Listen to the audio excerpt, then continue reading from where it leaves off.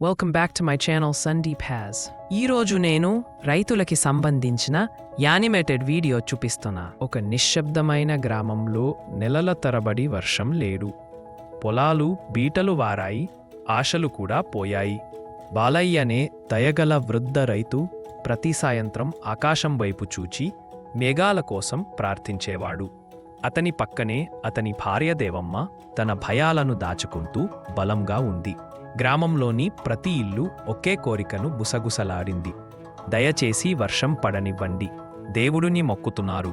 తరువాత ఒక రాత్రి ఉరుములు పడ్డాయి మరియు మరుసటి రోజు ఉదయం ఆకాశం బూడిద రంగులోకి మారింది.